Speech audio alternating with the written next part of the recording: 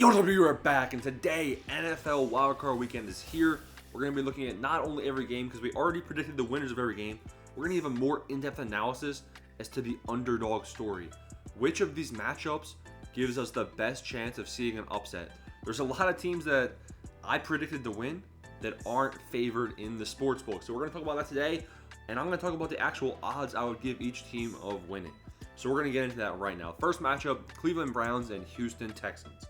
This game's a very, very interesting matchup right here. We already saw Browns-Texans earlier in the season, but guess who the Texans quarterback was? Case Keenum. All right, bro. I think CJ Stroud's a tiny bit of an upgrade over Case Keenum. The only images I could find when I looked up Texans versus Browns was Case Keenum on the ground, getting face planted into the dirt. So CJ Stroud, Nico Collins, both healthy. They're a dynamic duo. Nico Collins balled out in the playoff game against the Colts. Yes, it was a playoff game because they had to win to make the playoffs. The Browns, on the other hand, they got some nice rest in the final week of the NFL season. They're healthy and everything, and they have one of the best defenses in the NFL. Going to be a good matchup.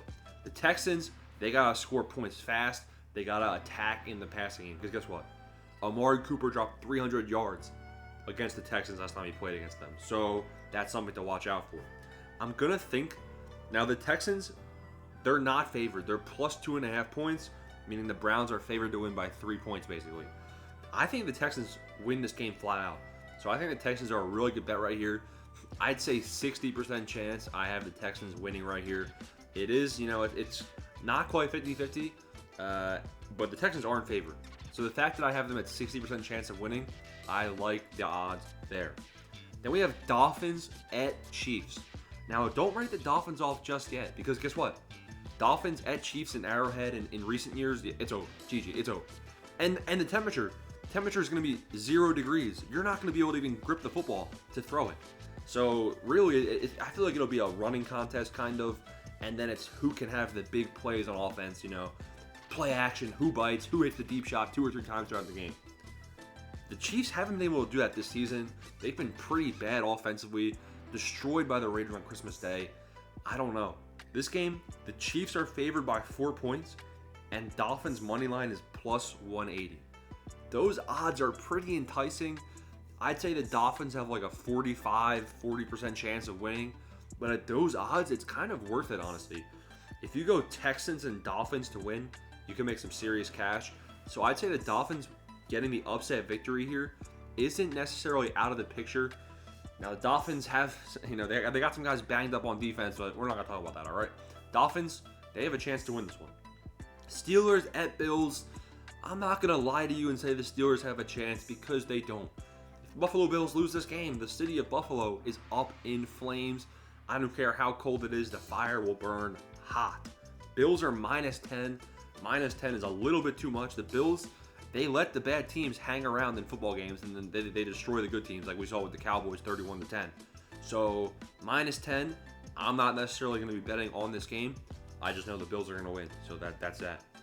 Packers at Cowboys, similar situation. The Cowboys ain't losing this one, so not much of an upset worry here for me. Cowboys, minus 7.5. I don't like the half part. I'm more of a... let's see what the odds are if you get Cowboys minus 4, minus 5. That seems more realistic. I think Cowboys minus 4, you could be good there. I think the defense is going to play very well against the Packers' young, inexperienced offense. So do with that what you will. Packers, they're not getting the upset. And then the upset watch of the week, I think. So Texans versus Browns, I think the Texans win. I don't even know how they're not favored because it's at home. But this one right here, Rams at Lions. Everyone thinks the 2 seed of the Lions is going to win. The Detroit Lions heading to the playoffs.